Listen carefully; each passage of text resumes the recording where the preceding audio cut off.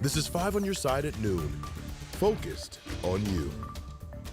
All right, we start today with the weekend forecast. Spotty showers still possible this afternoon as we look live outside.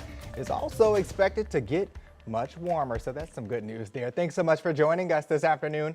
I'm Travis Cummings. Kay Quinn is off today. Let's get right to meteorologist Jim Castillo. He has the weather first forecast. Jim, it is warming up indeed. It is. You know, we're going to see some 80s, probably about 80 today. We're already at 77. And then, Travis, this weekend, about 90 on Sunday. Also Monday and low 90s on Tuesday. More on that coming up.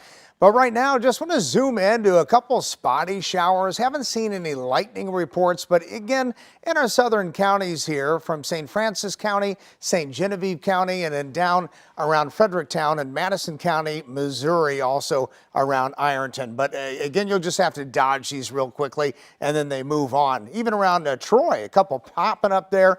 Nothing severe, not expecting that at all. So a spot shower, maybe a rumble of thunder. And about 80 today. It's a light wind, and you can feel that humidity. So the Cardinals are back in town tonight, playing Boston. We've got 77 degrees at first pitch at 7:15, and it does look partly cloudy and pleasant. Expecting to get this game in, a spot shower, possible before 7, but we think it's going to be dry for the rest of the game. And here's that weekend forecast for you.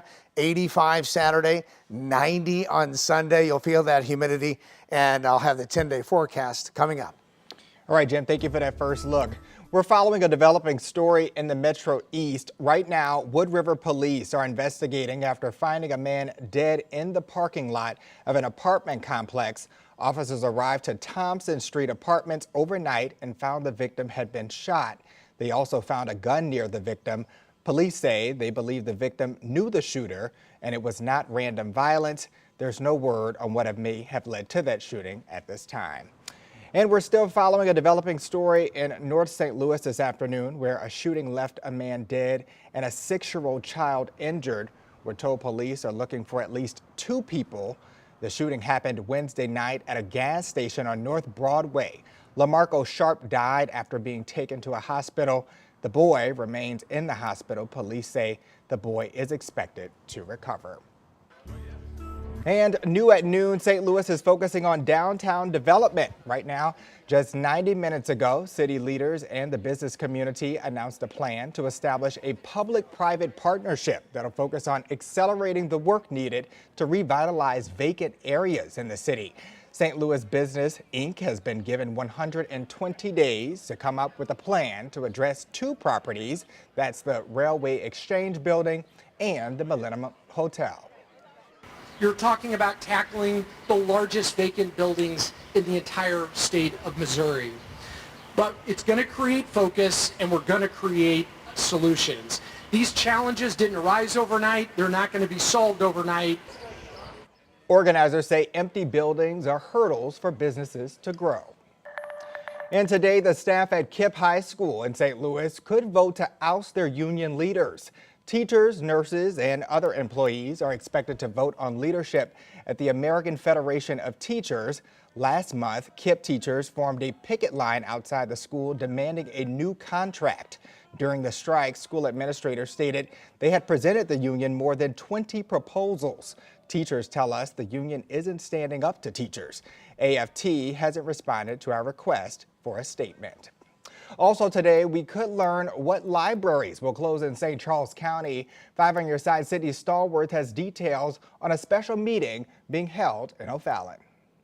In about 6 hours, the St. Charles County Library Board will decide whether they'll close some branches, just like this one behind me. And that decision could mean that some library workers lose their jobs or are reassigned. But families in the area do have the chance to speak out and weigh in tonight. A special meeting starts at 6 p.m. where we are now, the Middendorf-Cradell branch in rooms A and B. The address is there for you on your screen. First, there'll be a presentation of the state of the library that'll likely break down some numbers and things like the cost to maintain the branches. Next, the board will share their proposal with which branches may be up for closure. And after that, the public can speak up during the public comment part of the meeting.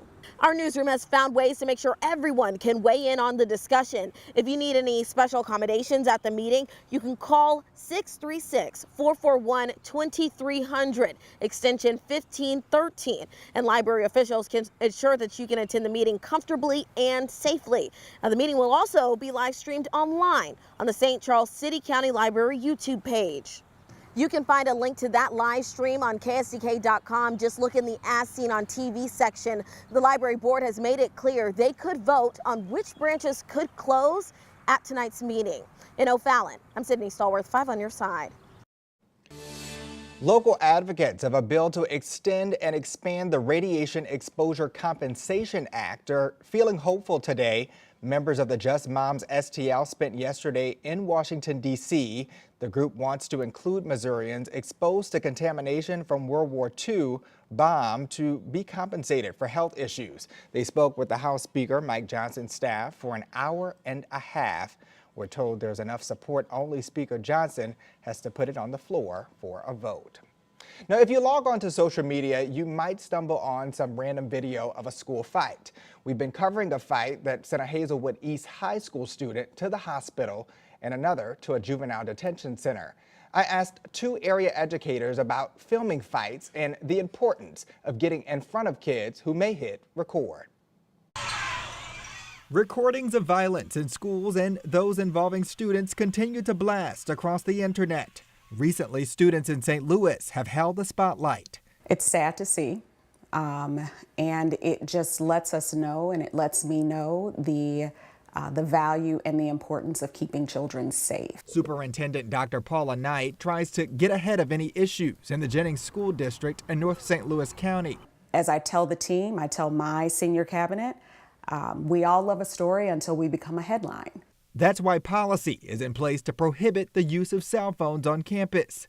5 on Your Side reported when one of their campuses started using Yonder pouches, a place for phones to stay during the school day. While it was met with a level of resistance, I do have parents and, quite frankly, some students who will say, Dr. Knight, I just want to make sure that these pouches are staying in place so that we all can concentrate on being in school and feeling safe. Students can be pulled into a conference or even get suspended for fighting or attending a fight, or have their phones confiscated. I asked SLU criminology professor Kenya Brumfield Young about the legal ramifications of recording off campus. What does that accountability look like?